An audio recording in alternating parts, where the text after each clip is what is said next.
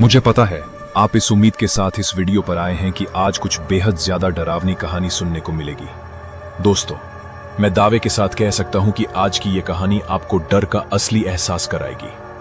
चलिए कहानी शुरू करते हैं। मेरा नाम रोहन है और मैंने 6 महीने पहले एक पुराने साइकेट्रिक हॉस्पिटल में इंटर्नशिप शुरू की थी। पर उस हॉस्पिटल में जो कुछ देखा वो अब भी मेरी नींदें छीन लेता है। अगर आप में हिम्मत है तो ही इस वीडियो को आखिर तक देखना, वरना आपके लिए यही बेहतर होगा कि आप इस वीडियो को यही स्टॉप कर दें। ये कहानी है अगस्त्य मेंटल असाइलम की, जो महाराष्ट्र की एक सुनसान पहाड़ी पर 1994 में बना था। आज भी ये एक गवर्नमेंट रन मानसिक अस्पताल है, पर इसके अंदर छुपा है ऐसा रहस्य जिसे जानने की किसी की हिम्मत नहीं होती। जब मैंने वहां ड्यूटी शुरू की तो सीनियर स्टाफ ने सिर्फ एक बात कही, वार्ड नंबर 13 से दूर रहना। ना वहां कोई स्टाफ जाता है और ना ही कोई मरीज उस वार्ड में भेजा जाता है, पर इंसान की फितरत ही है, जहां जाने के लिए मना किया गया हो वही जाना चाहता है। एक रात मेरी नाइट शिफ्ट लगी थी। रात के करीब 2:15 पर एक महिला अचानक से चीखने लगी, वो आ रही है, वो आ रही है। जोर जोर से चिल्लाते हुए हमारी ओर भागते हुए आई और उसी पल पूरा हॉस्पिटल अंधेरे में डूब गया। मैंने टॉर्च उठाई और एक एक वार्ड चेक करने लगा, पर जैसे ही वार्ड नंबर 13 के पास पहुंचा, दरवाजा खुद ब खुद खुल गया। मैंने अंदर की ओर बैटरी की रोशनी से देखा। अंदर की ओर चारों तरफ धुआं फैला हुआ था। दीवारों पर नाखूनों के निशान और कोने में एक महिला की परछाई बैठी थी। उसने सफेद नर्सिंग गाउन पहना था और उसकी पीठ मेरी ओर थी।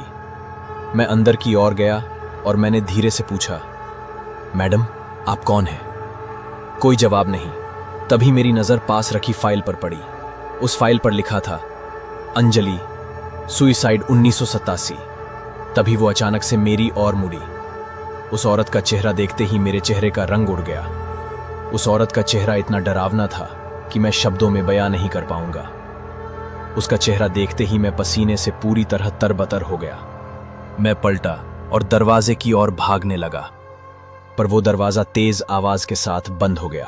तभी उस दरवाजे पर कुछ शब्द उभर आते हैं। उस दरवाजे पर लिखा था, जिसे देख लेती हूं वो जिंदा नहीं रहता। मैं अपने चारों ओर देखता हूं। अब वो औरत वहां से गायब हो गई थी। तभी मेरी नजर एक कबर्ड पर जाती है। वहां पर एक पुरानी फाइल पड़ी थी।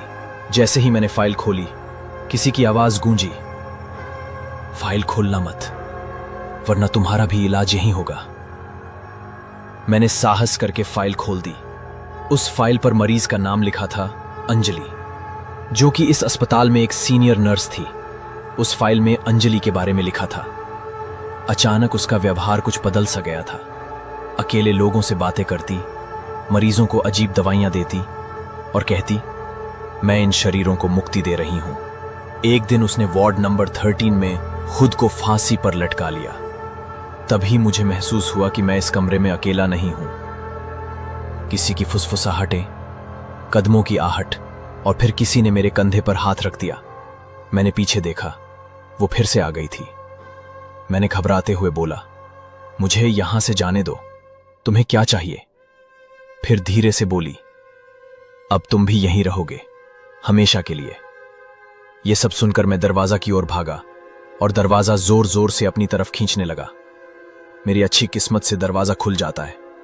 जैसे ही मैं बाहर की ओर भागा, बाहर स्टाफ खड़ा था। सब मुझे अजीब नजरों से घूर रहे थे। मैंने कहा, तुम सब इस तरह क्यों घूर रहे हो?